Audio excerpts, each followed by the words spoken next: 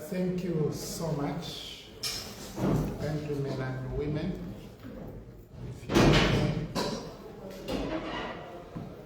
kindly allow me to recognize the leaders seated at the high table, Honorable George Sanga, former Member of Parliament for Lukasha, Honorable Stephen Kampyongo, former Member of Parliament for Shwamandu, and Honorable Robert Apyanga, former Member of Parliament for Mbika Central. Allow me also to recognize you, our friends, the media, and thank you for making it to this press briefing. Now, this is a lamp. Some of us use this lamp. And during load shedding, the 4 years of load shedding, this lamp gave us light. Pe lampi,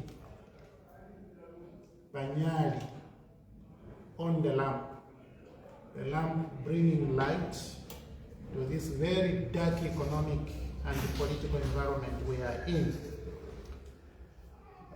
This press briefing, we are speaking briefly about the general elections, and we want to consider the environment we are in for the Zambian people to continually assess whether we are going to have a free and fair election.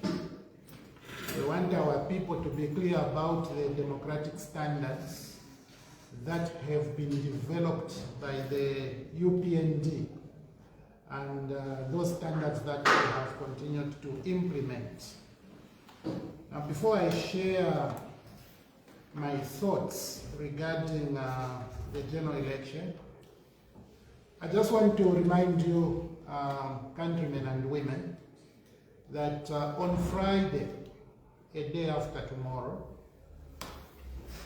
it will be on the 5th of June, and that will mark 1 year since we lost a good man who was a good president, President Dr. Edgar Chagwa. I want all of you, our people, to be clear that President Lungu is not buried. He is still in a mortuary in a foreign land. The entire country, all of us as Zambia, we have failed to provide leadership which would ensure the burial of His Excellency, the late President, Dr. Edgar Chagwa. I remember him with a lot of joy for the work he did for our country, but I'm very sad at the same time because a man who served you in the manner he did, and for the time he did, he needed to be treated better after his demise. It's unfortunate that 1 year later, we still talk about President Edgar Lungu still in a mortuary. It's shameful for our country. It's shameful for our culture. It is shameful for who we are as a people. If you may allow me also to pass my heartfelt condolences to the Ngoni people of Eastern Province on the loss of the Paramount Chief Ngwenyama, as he was fondly called. I am hopeful that the wishes of the Ngoni-speaking people, including their culture, will be respected by everyone concerned throughout this difficult period for the people. Let me now come to the substantive issue. 13th of August of this year, it's a pouring day for all of us. We all are called upon to participate in this process to usher in a government that is determined to bring light to the people of Zambia. NRPUP is on a mission to bring light. Now, to ensure that the will of the Zambian people is respected by everybody, we have been speaking, I think, throughout this past assembly, the 13th National Assembly, and we continue to speak to issues of democracy and its development in our country. I think at some point we spoke very, very strongly when our brothers, Honorable Nkombo and Honorable Tonse Alliance, lost their seats. We thought that the law was not respected, and we highlighted our thinking.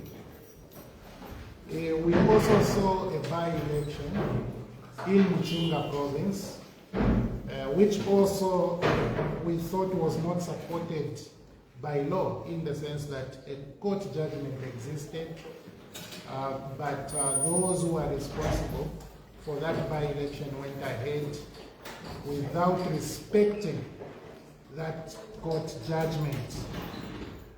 Now, for some people who did not like the Patriotic Front and those perhaps who had issues with individuals who intended to participate in those elections, it might have been business as usual. They might have thought, oh, because it is Boma and Musambo involved, it really didn't matter. Because it was Joe Malanje involved, it didn't matter. If it was somebody else, it could have been okay. But today, there is no Boma and Musambo on any ballot anywhere. Instead, we have independent candidates who have opted to contest elections in the various constituencies of this country. We know, or at least we have been made aware of how Honorable Garry Nkombo was treated. And this was done in full view of the Zambia police. And we have also been made aware of events that have followed after that treatment, where we are now being told that Honorable Garry Nkombo has been summoned by police. So in this country, it looks to me like some people have no rights. And if you want to force your rights, then you are likely going to be summoned to the police, because you can't even defend yourself. I recall one woman who belonged to the PF in Kawambwa was accused of having stolen 20,000.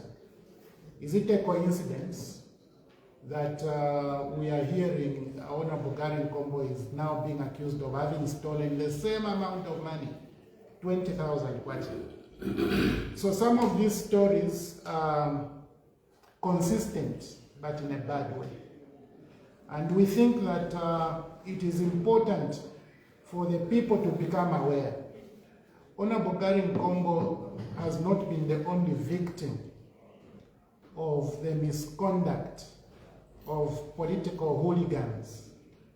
We know, I have seen somebody whose cheek was plucked out on account of political violence.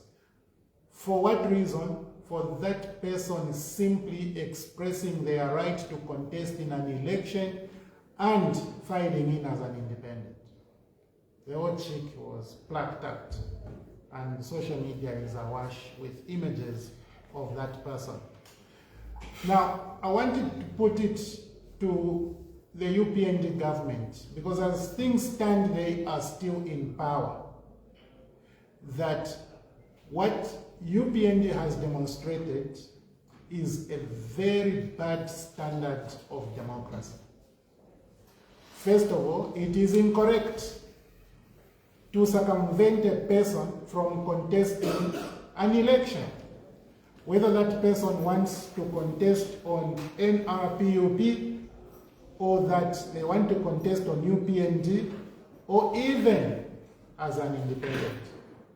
People's rights to participate in an election must be respected because this is constitutional. Failing to let people contest elections if they do want and they qualify is in fact violating their constitutional right. Do you recall what UPND did to the Democratic Party? Honorable Hari Karaba had to form a new political party. Are you able to remember what they did to the National Democratic Party, the NDC? Did that follow exactly or the same script as they would go on and treat the Patriotic Front? Today, we are hearing those who wanted to contest on FDD could not until after nominations. That is when FDD would be normalized. It didn't end there. A political party was converted into a church. Now, you wonder, how do you do all these things to political formations as a government? And you still want people to believe that you are going to deliver a free and fair election. You still want the international community to believe that you are going to deliver a free and fair election. And if you are, I would ask, when do you start looking at factors that lead to an election being free and fair, and those that do not? When do you begin to accumulate those factors so that you can be able to make a very representative declaration that these elections were free and fair? If you told people you can't contest as an independent, and even when those people realized it is their democratic right and they went further to go and contest, you still followed them to brutalize them, as you did to Honorable Garry Nkombo and a few others. It is very unfortunate. But for us as the people, we need to be clear of who is involved in this electoral process. We need to know at what point does the development of an environment that promotes a free and fair election begins. We know that the Electoral Commission of Zambia is the foundation of the freedom and fairness in an election. It's a cornerstone. But what is the composition of the Electoral Commission of Zambia? It is clear for everybody, very clear for everybody, that we have complained about stacking UPND political cadres as commissioners at the Electoral Commission of Zambia. We have complained, but we do not have a government that would listen to us. Today, this Electoral Commission of Zambia is having now people filing in and they are being beaten in their presence. Because tell me, in Mazapoka Central, where did the violence occur? At the nomination center. Who is in charge of the nomination center? It is the Electoral Commission of Zambia, being guarded by Zambia Police. The Zambia Police Service. Was it the first when you were there? So I hear Zambia Police Force. Oh, it's a service now, I'm told. So let's be clear. Government has developed poor standards. There are things that we have not talked about. The Ministry of Local Government and Rural Development is a key stakeholder in the electoral process. And when these CSs are being, tossed around from the council to the next and so on in view of elections, we should know, or we should be able, or we ought to know that maybe the issue is to impact these same elections. The Ministry of Education, these headmasters who are going to sit in polling, in polling districts, polling centers, How have we selected these headmasters? How have we selected all of these, participants? Okay, but much more so, the actual participants and the electorates. Will they be free to go and cast their vote? If a participant can be brutalized in the presence of police and later on they become the victims, or they become the villains. So we are demanding from the UPND government that create an environment where electorates will be safe and the participants, so that the message that people project becomes more important than the platform upon which you are projecting your message. The laws that you have been able to craft, have they acted in furtherance of freedom and fairness in the electoral process? These are the questions. In some cases, you began to implement laws which were not even yet illegally enacted. Because as we all know, all those over 70 laws which were enacted just before the dissolution of Parliament, they are all illegal laws. Totally illegal. We know this because the committees which assessed those laws had members of Parliament who had crossed the floor. So those were illegal members of Parliament. We know that most of those were conducted without the requirement, the quorum requirement for the National Assembly. We are fully aware about that. But listen, those are illegal laws. But before they became law, you were implementing them. So what type of system are you projecting as a government? So we hope that the UPND government can do the minimum, the bare minimum of saying, starting now, we shall allow an environment which promotes, just something similar to a free and fair election.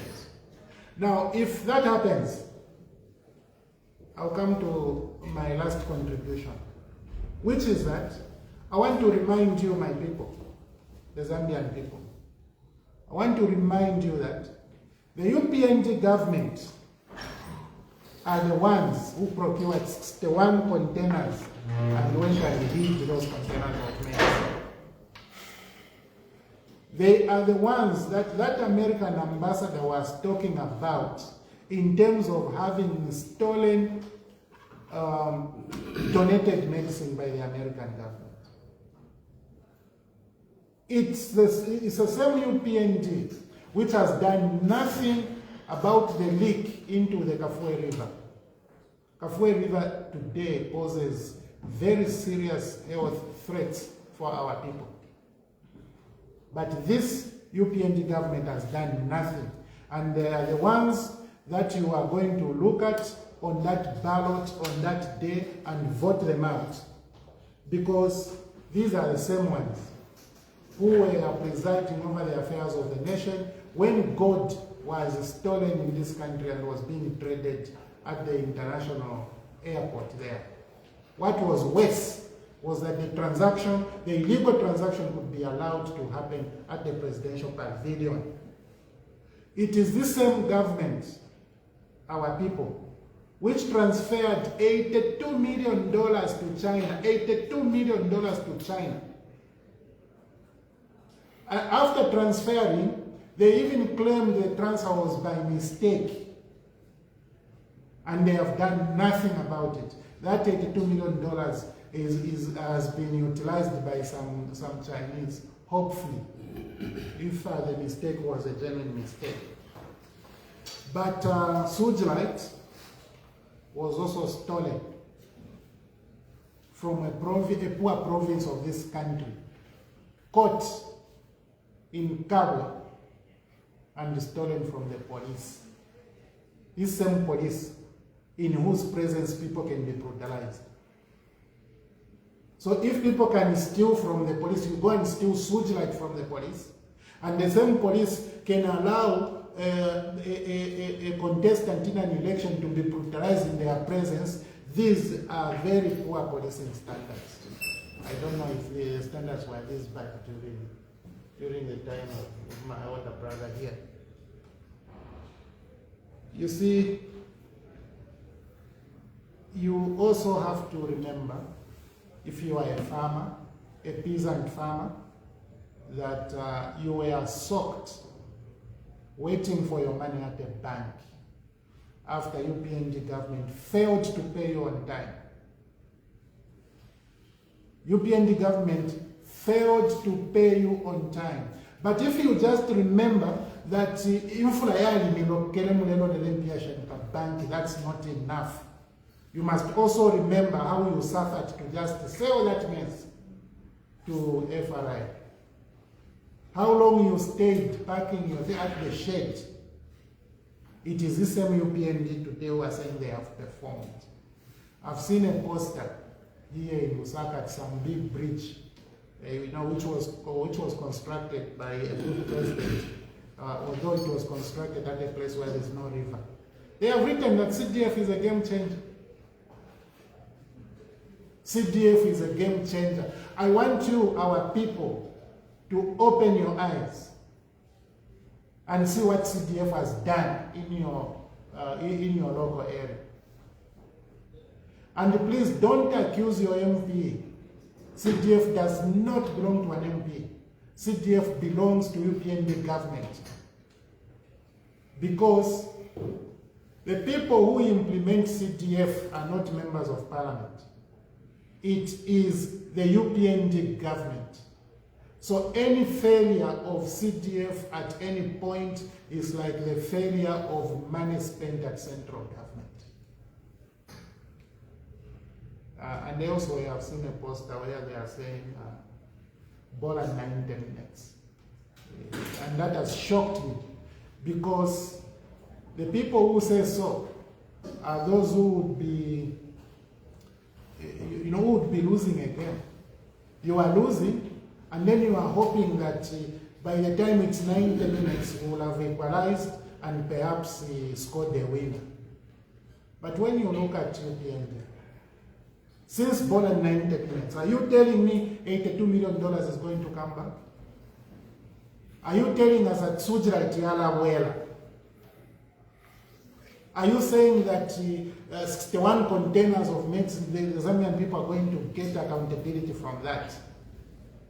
Are you saying that everyone to holding position about 400 and above, you are going to bring them into employment and you pay them backwards and they will render a service to the Zambian people? But 58 senior police officers. Are you saying since border 90 minutes you still have time to bring them back, reinstate them, put them back in their positions? Is this what you are saying? Are you saying the pain that you caused to the farmers is going to be, to be ameliorated by way of ensuring that now you collect their produce with decency and dignity and pay them on time? Maybe what you are saying is that there's more yet to be done. If that is what you mean, I tend to have some understanding, some belief in what you are saying. But let me be clear.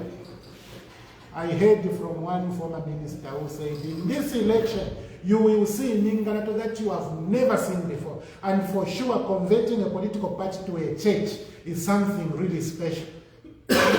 For me, I am embarrassed. That Mungalato embarrassed me. It's not something I'm even able to smile about. It's terrible. It's terrible. I don't know how UPND thinks, but if it is that is part of what you said, political party mwaya chinja yabe change, for God's sake.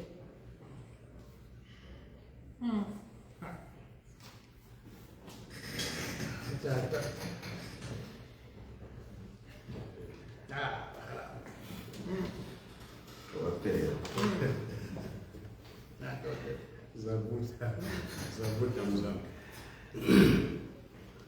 Thank you very much, Honorable Kafwa. I also just wish to recognize the presence of the Tonse Alliance senior members who are here with us, former members of parliament, former seasoned legislators. And I also want to recognize the presence of all of you, the fourth estate. Before I address the public, I just want to echo what the Tonse Alliance president said yesterday. In case there are people that are thinking or people are scheming a thought process that there's a rift between the members of Tonse Alliance and the members of Alliance, that is a blue line that I would like to urge the public not to follow. This alliance was a response to the overwhelming demands that were made by members of the parliament in order for us to unite the opposition and in order for us to maximize the election, the votes for the opposition. We needed to have come together. And what may not be appreciated by those who don't know the history of the children of Michael Sata and Edgar Lungu, what you are now seeing is basically a reconvergence of those who were called the true Greens in Patriotic Front, those who had worked tirelessly behind the efforts of President Michael Sata and President Edgar Lungu to bridge the gap between the rich, who are now getting richer in the country, and the poor, who are now getting poorer in the country. So just to re-emphasize the fact that the Tonse Alliance is intact, and the candidates that are being sponsored in all the various constituencies, mayoral candidates and even councillors, are all going to rally behind the leadership of President Brian Ndubile and Vice President Makebi Zulu. Before I make my observations, following what Honorable Kafwa said, I just want to seize the opportunity to let the public know that we were scheduled as Tonse Alliance to have the first run on the Copper Belt. In fact, the first 3 runs on the Copper Belt this weekend. We've just come out of a meeting with the President, who in consultation with the Vice President has decided that because we have a funeral which is very important in the nation, we join every other Zambian who is concerned in mourning the Royal Highness, the King of the Ngoni people in Chipata, Ngwenyama, Pezeni 4, who passed on. And for that reason, it has been decided that we shelve the idea of launching our campaign, and we will launch it very soon after the burial of His Royal Highness. We join everybody in paying our condolences to the Ngoni Royal Establishment and every member of the family of the Ngwenyama on the passing of this important and iconic leader of a traditional setting. Now, like Mr. Kafwa has said, the experiences we're having today are a clear demonstration at the hands of the UPND and in my assessment in collaboration with the ECZ and other players that they are preparing for something that is going to be other than a free and fair election.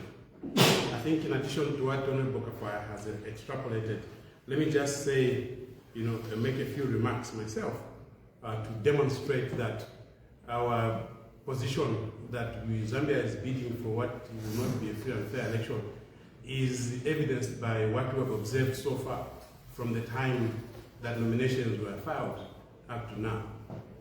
Zambia is experiencing one of the most violent incidences from the time that the nominations were filed up to now. In fact, these instances started even before the filing of nominations, and most of the fights were within the camp of the UPND.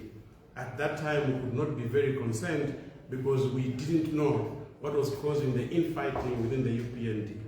But of course, it became very clear soon thereafter, because most of those who would have been very formidable members of parliament, mayors, and even council chairpersons in the UPND were frustrated into not fighting. And that was after they had their credentials removed from them. If you heard, the UPND had suggested that each one should surrender the original certificates of grade 12 and other credentials as they were vying to be not to be adopted for standing on the UPND tickets.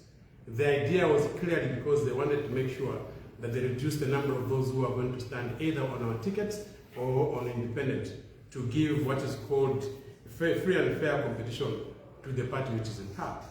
Lo and behold, when these things happened, some of them who were brave enough decided they were going to stand independence.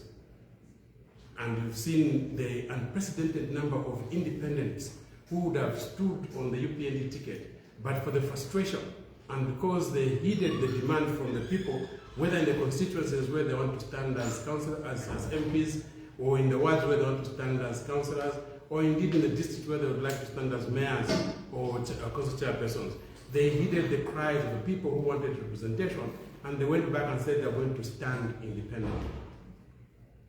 What we have witnessed after that has clearly demonstrated that the UPND has destroyed democracy in this nation. Because it's unprecedented that you can have instances where anybody who stands independent or who opts to go and fight independent meets with the kind of violence that you have seen our colleagues being subjected to. The classical case of Garry Nkombo, because of course is the most prominent, and we saw what happened to him.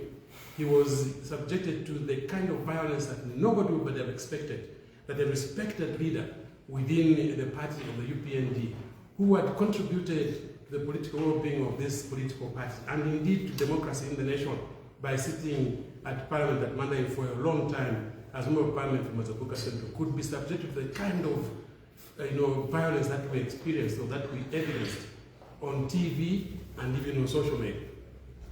Still, it was known that the instigator of that violence was somebody who works within the power structures, the highest level of power structures of the UPND.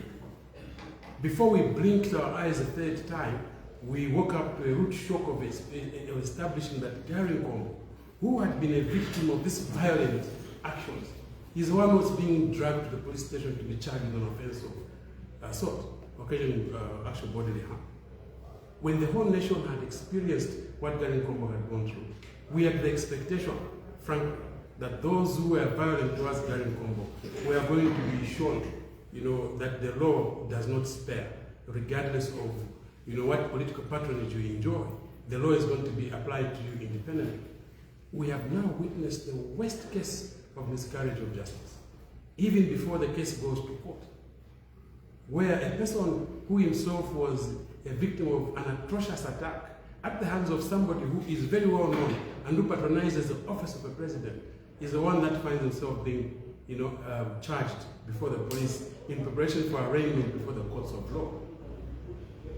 I know the Director of Public Prosecution is not subject to anybody and cannot be instructed by anybody.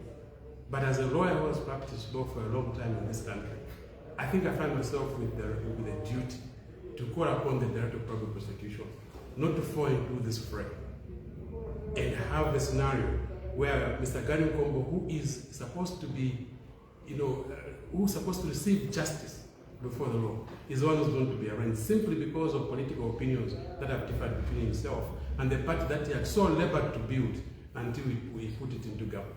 I want to call upon my colleague, State Counsel, Mr. Pierre, not to fall into this fray. We've done this before. At the time that Mr. Arabi was president, we saw some similar instances, mostly against journalists. We used to call upon the DPPs even at that time, and some of them heeded our advice and decided they're not going to prosecute. This is not a case, Mr. DPP, that you must prosecute Garry Nkombo. If any, this is a case where you must show that Mr. Garry Nkombo deserves to be treated justiciably before the courts of law. He should be the one who should be assisted by the law and not use the law against him when in fact he was a victim. Mr. Nkombo was not the only victim of these atrocities. There's a young man who was standing independent in Malole constituency who was violated in the polling station by none other than police officers themselves who had the responsibility of manning the police station, the polling station, sorry. The intention also for that young man was to prohibit him or to prevent him from filing as an independent member of Parliament from Malole constituency. He was able to file, but that is after he had been subjected to some atrocities. We are expectant that the High Command of the Police also will take an interest in this case of this young man in Malole constituency. I think his name is Mr. Kasonde. Is it? Mr. Kasonde. In Malole constituency, that the High Command of the Police in Northern Province will take a keen interest in this matter and ensure that those who meted violence at this young man are also brought to book. That is only time you can talk about a free and fair election. Beyond that, you have heard a clip of an aspiring candidate within Malota itself, who wants, I think, to stand as a council chairperson. He was called by a non-member of the UPND who was competing with him, and he was offered 20,000 kwacha to withdraw his candidature, or his candidacy, in consideration of being given that 20,000 kwacha. The young man protested and said, look, I'm doing this for the people because the people are the one who asked me to go and stand as their chairperson. This individual was even mocking him, saying, look, the Tonse Alliance to which you belong is not even going to give you money for campaigns. We are going to give you 20,000 kwacha if you just withdraw, and allow us to go in and pause. This is in Northern Province, in Malota constituency, which is an area where the Tonse Alliance is supposed to be enjoying dominance. Somebody has the audacity of challenging a candidate and telling them to withdraw. We have neither heard anything from the ECZ, even when this clip has gone viral countrywide.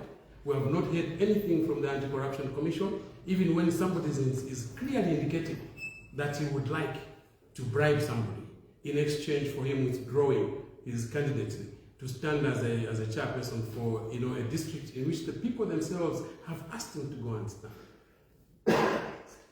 The topic we're discussing today is whether we're going to have a free and fair election.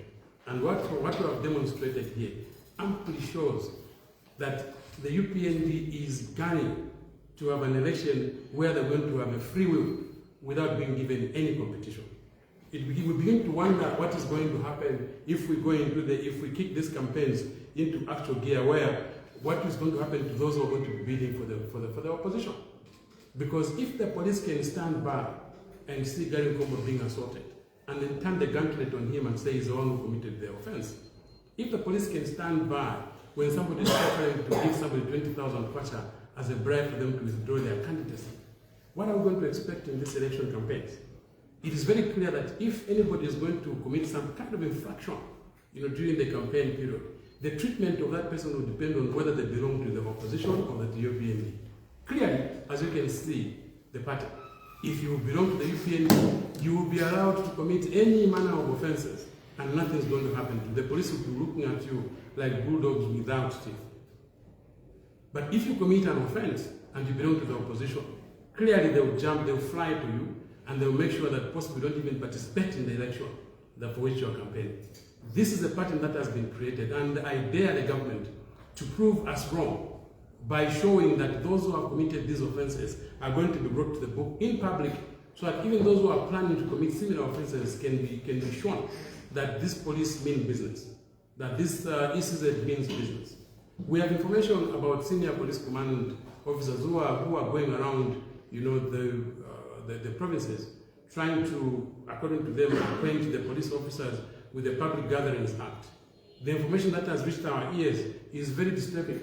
It's very worrying, because it appears the police do not know why they are supposed to be manning elections.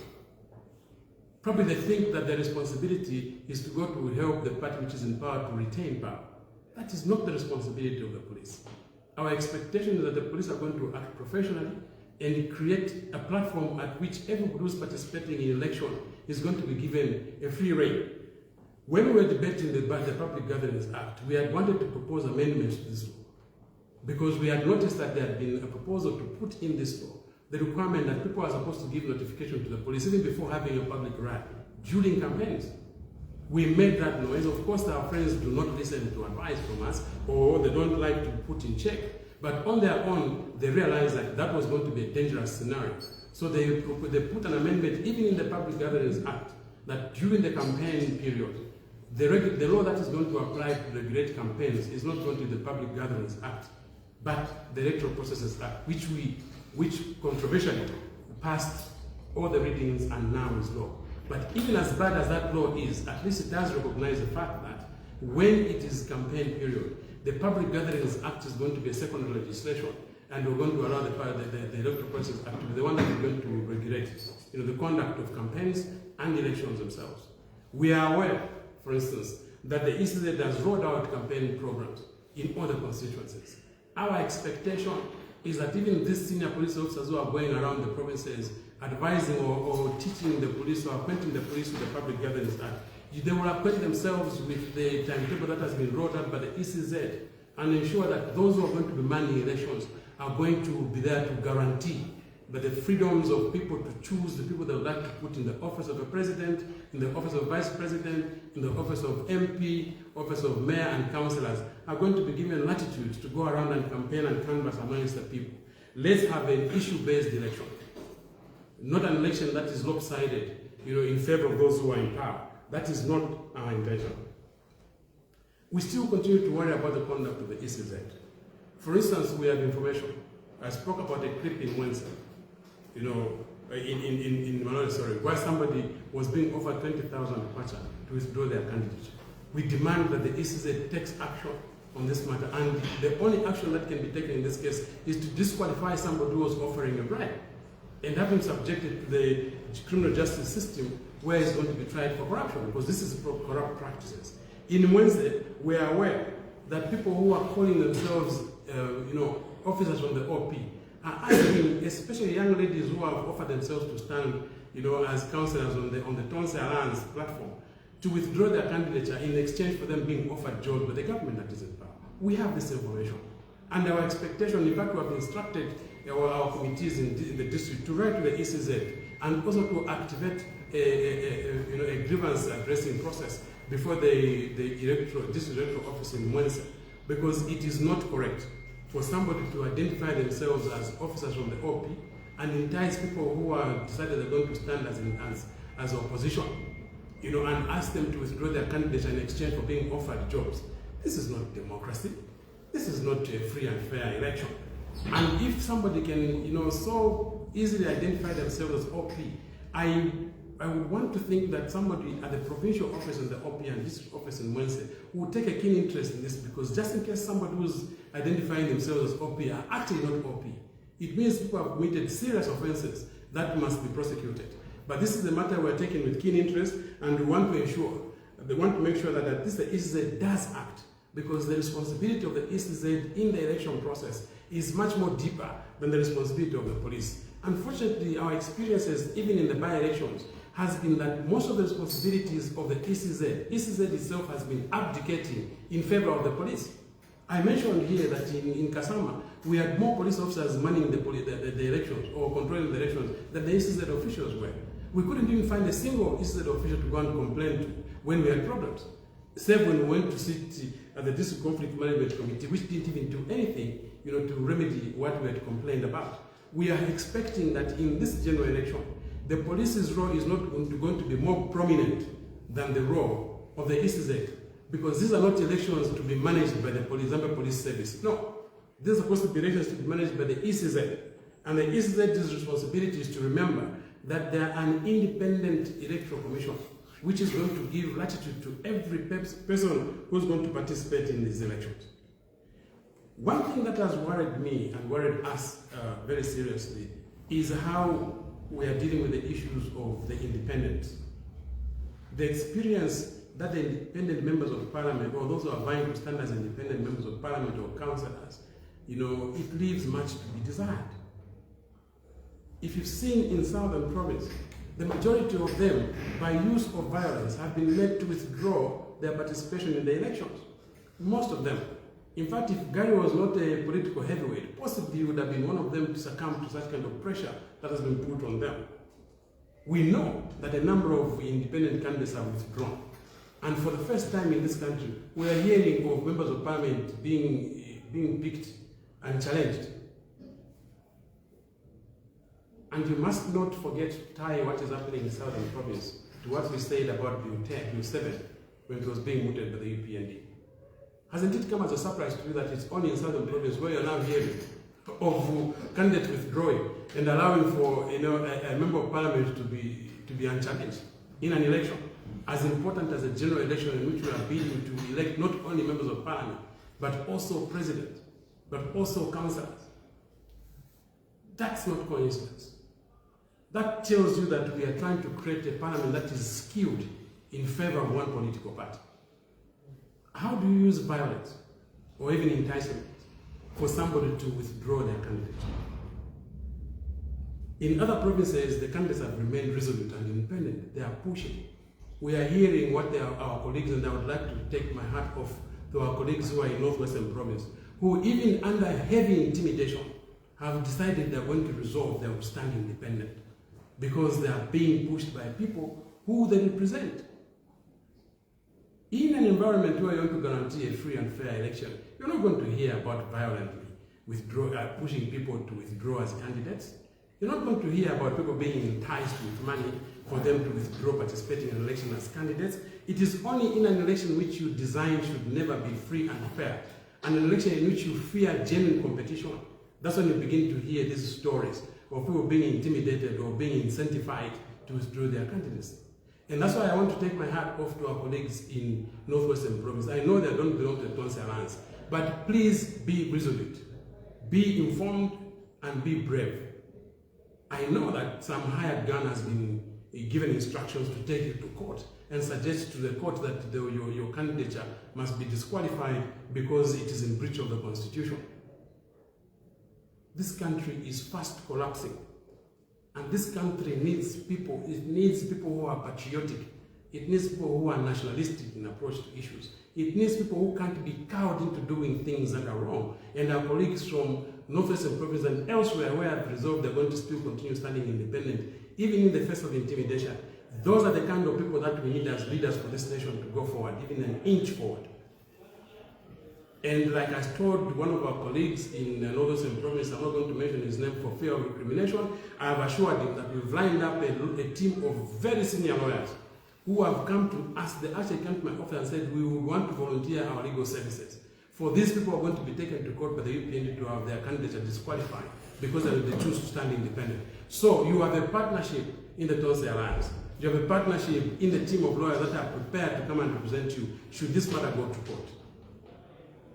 But even in the midst of this controversy, there's something that is very gratifying that I learned today. You see, I learned that the ECZ, in the exercise of its authority, has instructed or has advised the UPND to lay their hands off this independence. Because before we knew it, the UPND had demanded an opinion or had demanded a position from the ECZ to advise them whether these individuals who were previously UPND and now are standing independent should be disqualified from contesting the election. The ECZ, reading what is contained in the provisions of Article 52 of the Constitution, gave proper guidance on what is supposed to happen on these individuals. Okay, because the UPND was thinking that they could cow the ECZ. Even when the country is collapsing, there are people that choose to stand on principle. Even when the country is going down the drain, there are those people who like to push it back up to where it belongs. And sometimes you have to give credit where it is due. It's very difficult for people to make certain decisions that they make in the face of the kind of intimidation with which UPND has been running the affairs of this nation. And I would like to take my hat off to the ECZ for guiding the UPND. Clear that these individuals who filed their applications as independents are covered by Article 51A and B of the Constitution. And they qualify because that article says if that member was a member of a political party and he has not been a member of that political party at least 2 months immediately before the date of election. And they've been guided that these members of parliament and councillors who are filing, they have a period of up to the 13th of June to resign. And I would like to encourage our colleagues who filed independent, please heed the advice that has been given to us by the ECZ. Write those resignation letters now if you didn't write them before. Because in this country, they don't even believe that if you can resign by conduct. Because by the very fact that I go and apply as an independent, I'm indicating to the public that I'm no longer associated with the political party that previously had sponsored me. But now I'd like to go to parliament or go to council as an independent. That conduct itself should have been sufficient to be a resignation. But in a country where the law is applied lopsided, you need to make sure that you protect and cover yourself. So in my suggestion to our colleagues, please do author those letters between now and the 13th. Deliver them to the authorities which require to demonstrate clearly that you would like to continue, leading the people now as independents. Because that's what constitutional democracy actually demands of us to do. And following this, quite frankly, and I'm being sincere, I noticed that my colleague Isaac Mwanza has always been the guy to deviate to take matters to court when he feels that something that is untoward has happened. And coincidentally, he usually does it in favor of the party that is in government. There must always come a time when principle must prevail. And I think the time has now come that principle must prevail. The matter that Ms. Isaac Mwanza has taken to court has received an opinion from the ECZ, which is responsible for administering the elections. And the ECZ is a creature of the Constitution. And the ECZ has quoted the constitutional provision, which dictates that somebody can be an independent member of parliament as long as they file at least 2 months before the date of election. Need we continue to waste taxpayers' money by taking these matters to court needlessly, even when the advice has been given to us? Like I said, there must always come time when principle must prevail. And I would like to call upon my friend, Isaac Mwanza, with whom I'm going to share this opinion from ECZ, to consider withdrawing that application that is put in before the Constitutional Court to prevent a scenario where, peradventure, the Constitutional Court can agree with them and cause embarrassment to the ECZ and cause embarrassment to the whole electoral process in the country. But most importantly, I think these people that have filed independent would like to be given latitude and opportunity to go and campaign. It would be unfair to keep them busy in court. It would be unfair to keep Garry Nkombo before the police running all over the place when he's supposed to be canvassing. We've got a very short period between now and the time we go to elections. If principle is allowed to prevail, my colleague Isaac Mwanza of Council must reflect seriously on this matter and consider withdrawing this case from court to allow our colleagues to go and campaign.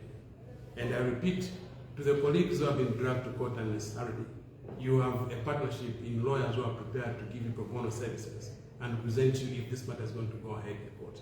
I rest my case. Thank you very much.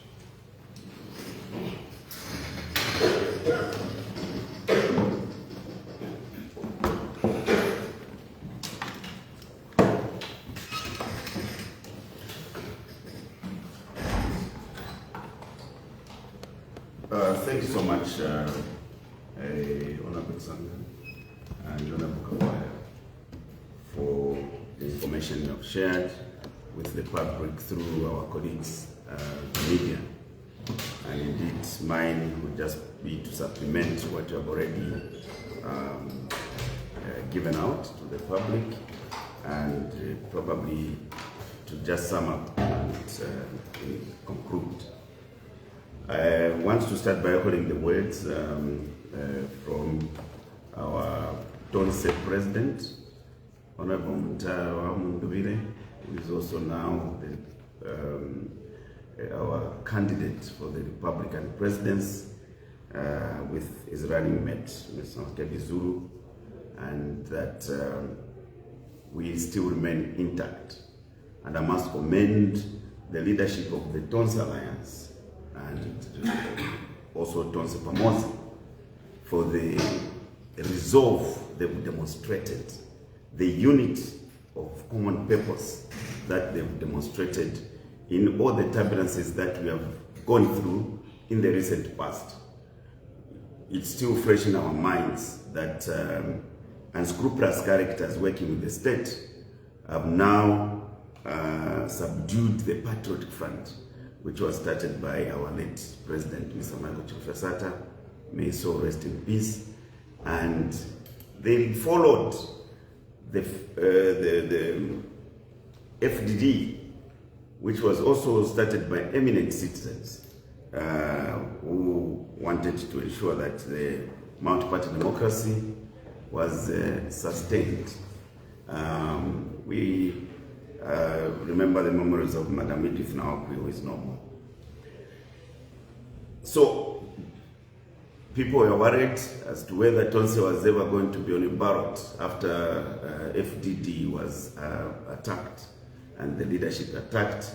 Mingalatos extended from all manner of corners. But we remain resolved, and we are happy to let our people know. My brother was just lifting the lamp, the light, which is going to shine through these coming general elections. So to the leaders of Tonse, under Brian Mundubile, Woza, all the political parties that are under Tonse, we remain indebted to you for the resolve you have demonstrated. I want to just comment on one important issue that my colleague Honorable Kafua spoke to, which is about the memorial service for our 60th Republican President and former Patriotic President, Mr.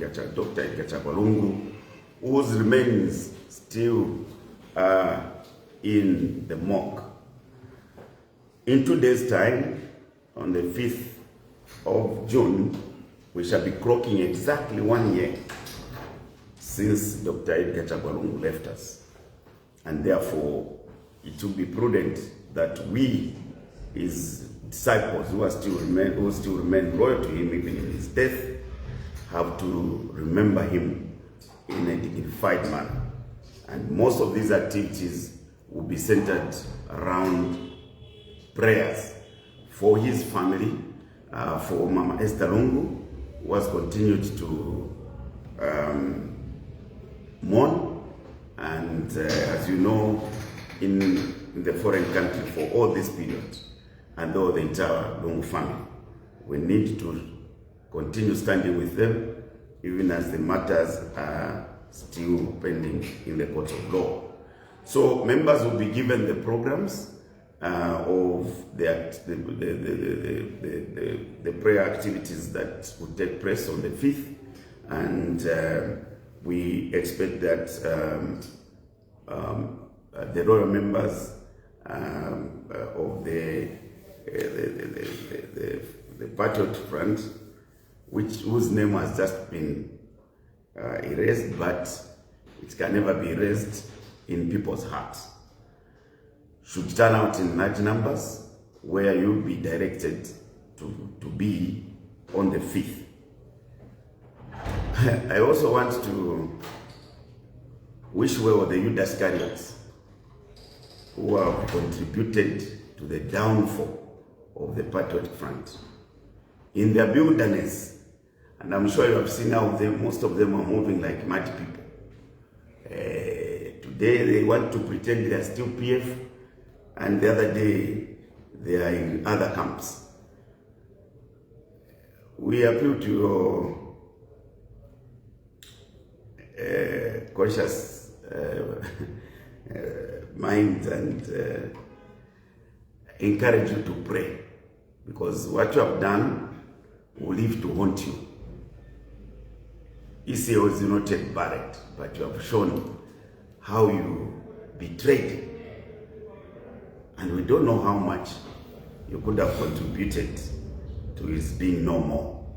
But God up there will always be there to make you Iscariots pay for their sins.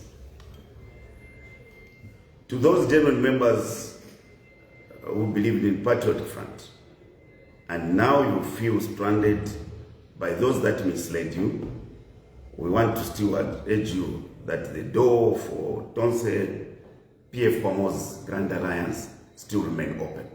But come with clean minds and come with open minds. You will be welcomed, and we shall work together to liberate this country. I also join my colleagues in conveying condolences to the Ngon Royal Establishment. Pachiriro wakwete mkwai chakrufya infumu kalamba bankosi amakosi bampeze mkwai chiriro chikalamba sana bampeze nini infumu ya lipa bufumu imyaka eyingi yamona na mabuteko ayapusana pusana, and we all related to him in a different way. I have got something to share that I bordered on our relationship, and I was certainly missing so much, just like many that related to him in their own way. Tulemilomba fe kwewa chero twala isoko fwewa mboya wenu. Abo bonse barefo kuleta omunguru kuchimboya twatana checha say babengaba ichemako. And I'm happy that the Secretary to the Cabinet clarified that what was alleged to have come from him is fake, because we could have been the first one to be defiant, to defy that bogus guidance to us as we go to mourn our Mbuya. So today, so come evangoni, we start to pocket a we pantu nkoko shena to araisa push.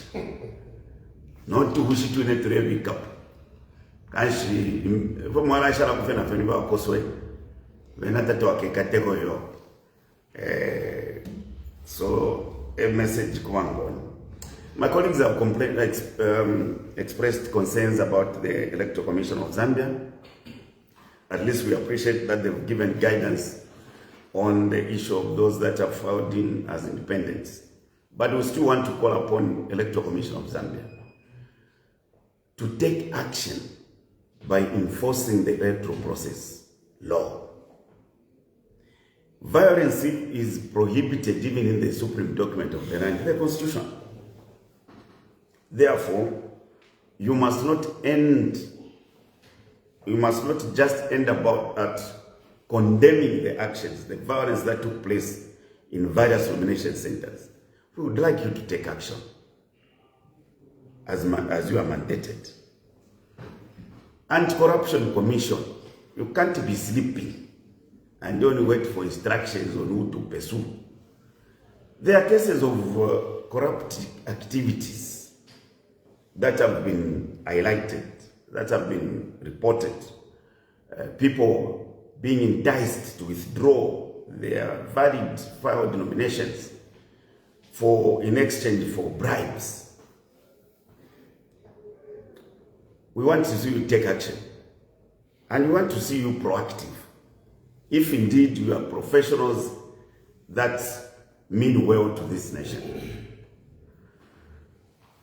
Inspector General of Police, I've always said your record, your previous record in the Zambia Police Service speaks volumes of your professional work. What we don't know is what has happened after you were brought in from retirement to become the Inspector General of Police.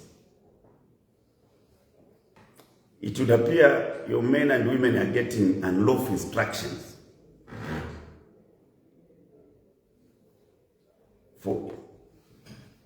in which they are executing. And this is denting the image of the Zambia Police Service. I've said that I sympathize with you because it would appear that the police has got some other command centers. Because how else can you interpret the conduct of the police who watched violent activities at a polling station, at a filing in nomination center, where an eminent citizen was brutalized? He had to defend himself. And the culprits were there. They were only to be arrested after someone could have given a weight. What confidence are you giving to the members of the public? And then after some thought, then you would call a person who should have been a victim to come and... We don't know whether you want to end this into some kind of a fray, but it doesn't work like that. So we expect that you discharge your functions professionally. You have got a senior officer going around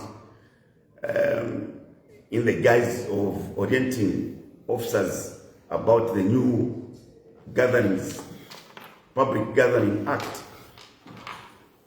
You let this officer know that he's on a tour of duty. There have been other senior officers in the Zambia Police Service.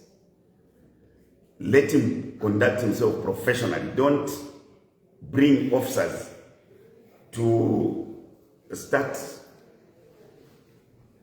getting enough instructions to do what they are not mandated to do. We also want to see you enforce the law equitably, because yours is to serve the people, all of us, without segregation. I had the Permanent Secretary of Defense assuring the nation that Zambia was going to experience peaceful general elections. I wish he could have said the same when people were being beaten at the polling station, at the filing in nominations. But I also want to appeal to you to understand that it's not your role. The Minister of Defense has got no role to participate, to pray in the general elections. We have got internal security institutions who have got the mandate. And we don't want your men to come and intimidate people on that particular day. It has never happened before, and we don't expect it to happen now. And this goes to warn all those that are thinking that they would want to abuse state apparatus to do some mingalatos against the will of the people. Zambian people have always changed governments. Those apparatus that you are sitting with, be it defense, home affairs, and anywhere else, were the same apparatus United National Independence Party, UNIP, were superintending on when the people of Zambia said, get out. They are the same apparatus that the movement for multi-party democracy were superintending on when the people of Zambia said, get out, after 20 years of being in power. 27 years for UNIP. They are the same apparatus we, as the former government, party in government, party at front, we are sitting with. Same apparatus. They may make some people excited. They do make people excited. And you may think that you have got the authority to abuse those apparatus. Let it start sinking in your minds that those are people's apparatus. And when the people of Zambia decide, not even Mingalado will be entertained by the people of Zambia. So sit and start planning on how you can brand the messages of the failed promises that you can use to try and sit and start deceiving those that are in authority, that you in uniforms, you can do anything to change the people's will, is misleading. And it has never worked. So all I'm saying is that the people of Zambia will counter any mingalatos that people might be scheming when it comes to the August 13 general elections. And I want to warn those and alert all our participating candidates at parliamentary level, councillor level, that there are people who are going around in communities trying to get our people's voters' cards and NRCs and getting records of what they're going to give you that they haven't given you in the past 5 years. Be vigilant and be alert to those who can even affect citizens' arrest because they're abusing the law. And where you catch them, please take them to the law enforcement agencies or the Electoral Commission of Zambia so that they can be dealt with. But I want to repeat that there will be no mingalatos. If there will be mingalatos, it will be mingalato for mingalato. The will of the people shall prevail, just as it has been in the past. So let's have a level playing field so that the people of Zambia can make informed choices. Mingalato will meet Mingalato. And I think the people of Zambia have demonstrated this before. Lastly, I just want to say that we do sympathize with one presidential candidate, Mr. Xavier Chungu, who remains in incarceration, and we hope that justice can prevail. If he has got something that the state feels has been breaches of the law, let that be dealt with within the confines of the judiciary, and that he be allowed to exercise his constitutional right to participate in the presidential elections as a presidential candidate whose nominations were declared valid. So we must not use any means to prevent him from exercising that right if he's not taken before the courts of law. We want to wish our presidential candidate, Honorable Garry Nkombo, and his running mate, Comrade Honorable Garry Nkombo, all the very best as they position themselves to become president and vice president this coming August. Because the Zambian people have decided. And those that want to think they can stop the moving train, even by banning songs, campaign songs which have never happened. It's so shameful. We had songs here, Mwankole, Kosomumpoto, Civil Servant Walifola. Those songs were tolerated. It's not that those of us who were in government were unwise. We were actually more wise. That's why we allowed those songs to play. So don't, and I like the artists, because while you stop one, another comes out. Please continue sharing those ideas as we prepare our comrades and the members of parliament that have stood to those who are standing under Tonse in North-Southern Province, Northwestern Province, Western Province. You are assured that our leaders will stand with you. No one should intimidate you. No one should coerce you. You have got a democratic right to participate, because we would like to liberate Zambia. We would like a Zambia where people have got equal opportunities. Employment must not be given using what they call, what was they calling? Database, which never exists. People must be given equal opportunities. So to our two dear leaders, remain strong. We are going to stand with you and we are going to support you all the way. To the Zambian people, it's your right to choose the leaders that you want to liberate you. No one should intimidate you. There will be no one. Those people in uniforms are your servants. You pay them. You employ them. They must respect you. And those who want to think that they would abuse the authority to circumvent the people's will, you are making a very big mistake. And you will live to regret. Thank you very much.